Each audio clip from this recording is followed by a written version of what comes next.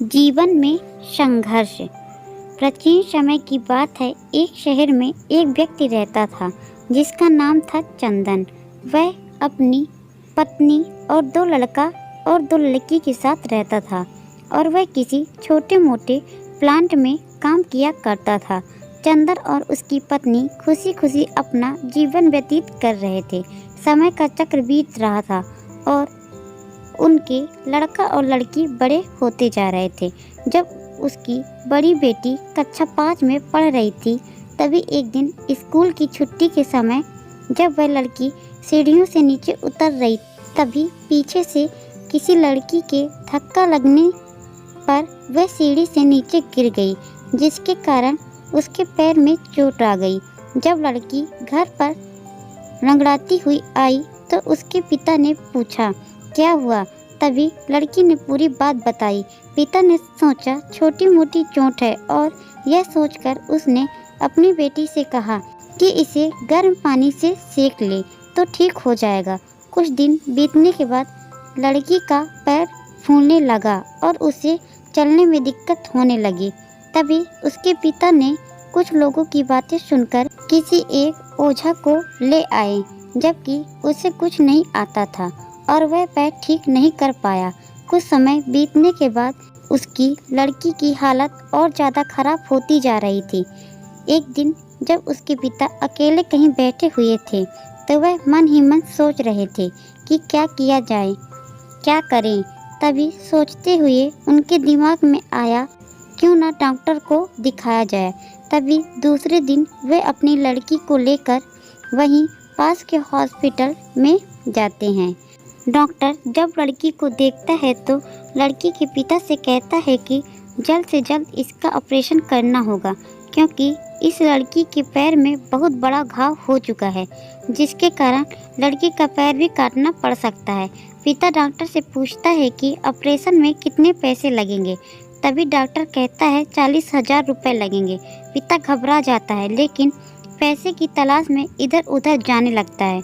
इधर उधर भाग दौड़ करने के बाद भी पैसे की व्यवस्था कर ही लेता है और लड़की का ऑपरेशन हो जाता है। ऑपरेशन के बाद लड़की अपने घर आ जाती है, परंतु लड़की के पैर में कुछ सुधार न होने के कारण पिता चिंतित रहने लगता है। इसी तरह 4 साल बीत जाता है तथा पैर में लाख लाख रुपए लगाने के बाद भी वह लड़की ठीक नहीं हो पाती है, जिस कारण से पूरा परिवार दुखी रहने लगता है।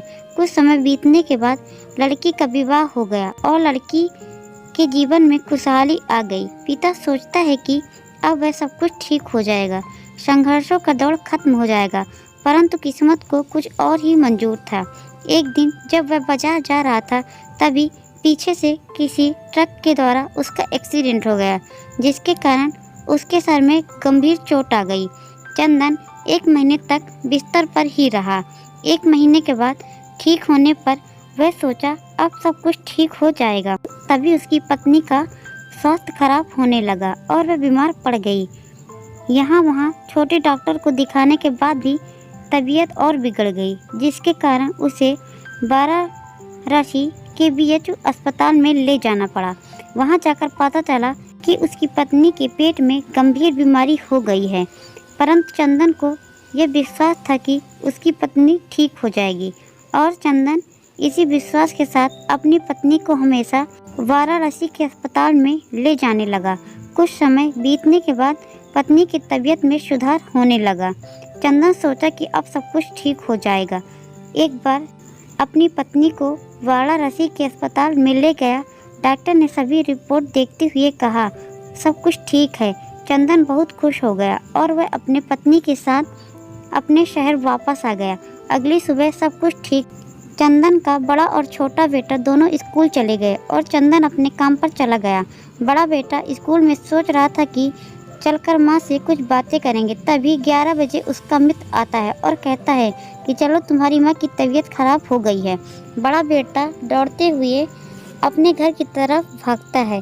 तब तक बहुत देर हो गई होती है। उसकी माँ की मृत्यु हो चुकी होती है। बेटा माँ को देखते हुए फूट फूट कर रोने लगता है और वह अपनी माँ का अंतिम संस्कार करता है। 1 साल तक पूरा परिवार दुखी रहता है। कुछ समय बीतने के बाद दुखों के बादल छट जाते हैं और चंदन अपने लड़का और लड़की के साथ सुखमय जीवन बिताने लगता है। आज उसका परिवार खुशी खुशी जीवन जी रहा है। दोस्तों, जीवन में सुख और दुख दिन और रात की तरह होते हैं, जो कभी स्थायी नहीं रहते। इसलिए दुख के समय कभी हिम्मत नहीं हारना चाहिए तथा सुख के समय कभी अहंकार नहीं करना चाहिए।